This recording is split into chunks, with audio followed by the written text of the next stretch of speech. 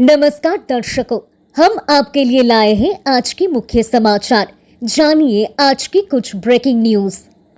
मौसद headquarters पर attack, Israeli military intelligence की building पर दागे मिसाइलें, ईरान का बड़ा दावा। तेहरान से 110 भारतीय छात्रों को पहुंचाया गया आर्मेनिया, इजरायल ईरान के संघर्ष के बीच विदेश मंत्रालय ने बताया।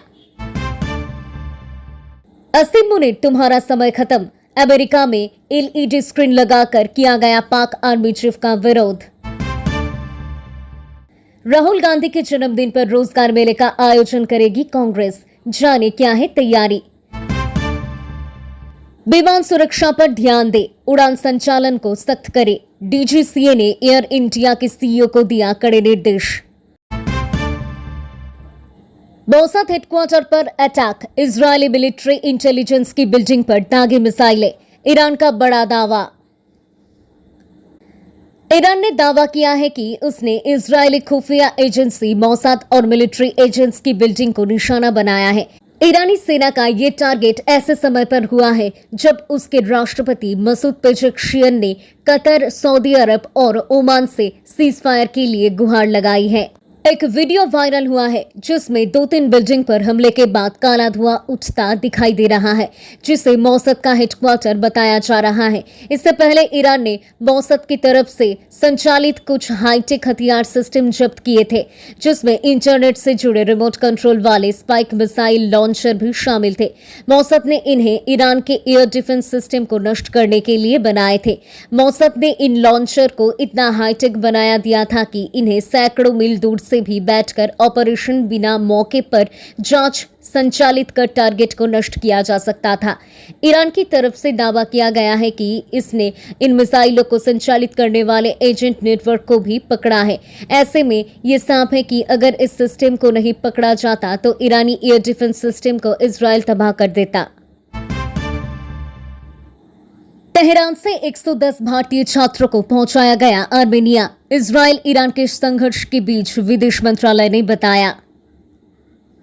इजरायल और ईरान के बीच जारी संघर्ष के बीच भारत सरकार तेहरान से भारतीय छात्रों को सुरक्षित निकालने में जुटी हुई है। इस बीच विदेश मंत्रालय ने मंगलवार को बताया कि इजरायल और ईरान के मध्य बढ़ते हुए तनाव के बीच तेहरान में मौजूद भारतीय छात्रों को सुरक्षा कारणों से बाहर निकाल लिया गया है। मंत्रालय ने कहा कि अभी तक 110 लोगों सीमा पर आर्मेनिया में प्रवेश कर पाए हैं और इसकी पूरी व्यवस्था भारतीय दूतावास ने की है। विदेश मंत्रालय ने कहा, अस्थिर स्थिति को देखते हुए आगे भी परामर्श जारी किए जा सकते हैं। जम्मू कश्मीर छात्र संघ के अनुसार उर्मिया मेडिकल यूनिवर्सिटी के 110 भारतीय छात्र, जिनमें 90 कश्मीर घाटी के हैं, सुरक्षित रूप से सीमा पार कर आर्मेनिया पहुंच गए हैं।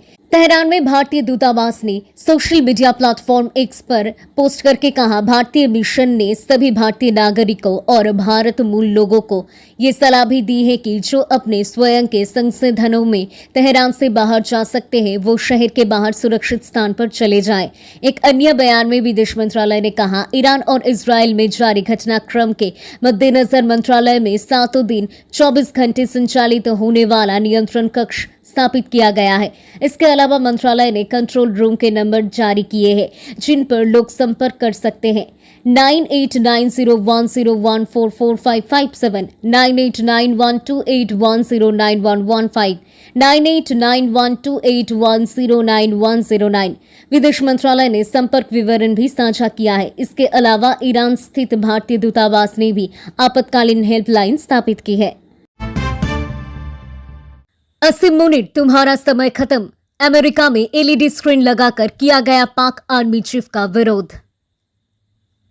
अमेरिका के दौरे पर गए पाकिस्तान के फील्ड मार्शल असीम मुनीर का जबरदस्त विरोध हो रहा है। वॉशिंगटन डीसी के होटल से लेकर प्रवासी पाकिस्तानियों के कार्यक्रम के बाहर हर जगह असीम मुनीर को विरोध का सामना करना पड़ रहा है। 14 जून यूएस आर्मी के 250वें स्थापना दिवस पर वॉशिंगटन डीसी के एक सैन्य पैरेड का आयोजन किया गया था। अमेरिका के राष्ट्रपति डोनाल्ड ट्रंप ने खुद इस सैन्य पैरेड में सशस्त्र बलों की सलामी ली थी।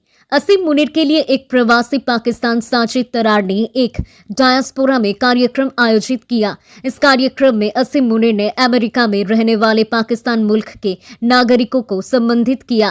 कार्यक्रम में जो स्वागत के लिए बोर्ड लगाए गए थे उन पर असीम मुनीर को पाकिस्तान का गौरव बताया गया था। इस कार्यक्रम का एक वीडियो जरूर सामने आया है, लेकिन उसमें ऐसा लगता है कि जानबूझकर असीम मुनीर के भाषण को म्यूट कर दिया गया है, क्योंकि पहलगाम हमले से ठीक पहले पाकिस्तान में प्रवासी नागरिकों के कार्यक्रम में ही असीम मुनीर ने भारत विरोधी भड़काऊ भाषण दिया था। इस संबोधन की जबरदस्त भर्त्सना हुई थी।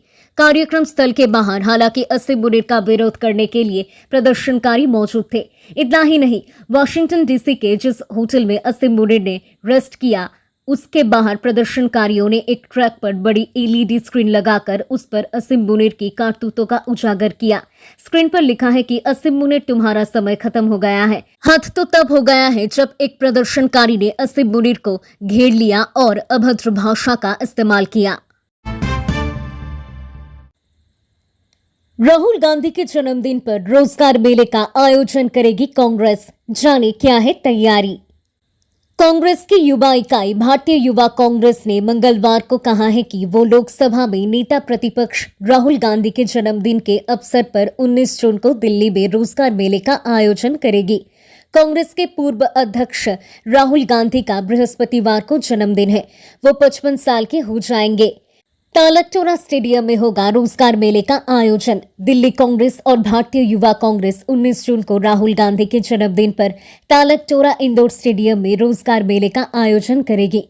दिल्ली कांग्रेस अध्यक्ष देवेंद्र यादव ने कहा है कि राहुल गांधी की लगातार मांग रही है कि बेरोजगार युवाओं को नौकरी दी जाए और इस पर काबू पाने के लिए पार्टी और आईवाईसी का एक रोजगार मेले का आयोजन करेगी, जिसमें करीब 100 बड़ी कंपनियां 5000 से अधिक बेरोजगार युवाओं को नौकरी देगी। देवेंद्र यादव ने दावा किया है कि Flipkart, Airtel, Axis bank, NDHRF bank, Mahindra, Amazon, Zepto, Tata, Samsung, Hero, Bajaj, Voltas, just dial, Vodafone, Blinkit और रेडिसन जैसी प्रमुख कंपनियां उन लगभग 100 कंपनियों में शामिल है जिन्होंने बेरोजगारी की सीधी भर्ती के लिए मेगा जॉब फेयर में भाग लेने की सहमति जताई है। युवा कांग्रेस के अध्यक्ष ने कहा, नेता प्रतिपक्ष राहुल गांधी जी के जन्मदिन के मौके पर 19 जून को हमने तय किया है कि हम दिल्ली के तालकटोरा स्टेडियम में रोजगार मेला आयोजित करेंगे। हमने इस आयोजन में 100 से ज्यादा कंपनियों को बुलाया है। उन्होंने कहा है कि इस रोजगार मेले के लिए अब तक 10,000 ऑनलाइन और 10,000 ऑफलाइन पंजीकरण हो चुके हैं। विमान सुरक्षा पर ध्यान दे, उड़ान संचालक को सख्त करे। DGCA ने एयर इंडिया के CEO को दिए कड़े निर्देश। अहमदाबाद से लंदन जा रही फ्लाइट AI-171 के क्रैश होने के बाद देश की विमान नियामक संस्था DGCA ने त्वरित कार्रवाई करते हुए एयर इंडिया और एयर इंडिया एक्सप्रेस के शीर्ष प्रबंधन के साथ एक उच्च स्तरीय बैठक की। इस बैठक में DGCA ने एयर इंडिया के CEO कैंपबेल विल्सन से सीधे बात की और कंपनी के संचालन से जुड़े कई महत्वपूर्ण मुद्दों पर फोकस करने के निर्देश दी। DGCA ने एयर इंडिया से खास तौर पर विमान सुरक्षा और मेंटेनेंस पर पूरा ध्यान केंद्रित करने को कहा है। नियामक ने कहा है कि किसी भी तकनीकी खामी को नजरअंदाज नहीं किया जा सकता है और हर विमान को उड़ान से पहले कड़े सुरक्षा मानकों पर रखा खरा उतरना चाहिए। उड़ानों के संचालन को और अधिक अनुशासित बनाने का निर्देश दिया गया है। DGCA ने कहा कि समय पर उड़ानों का संचालन एयरलाइन की खास और यात्रियों के भरोसे के लिए अनिवार्य है। इस विशेष बैठक में एयर इंडिया और एयर इंडिया एक्सप्रेस के वरिष्ठ अधिकारियों को बुलाया गया था।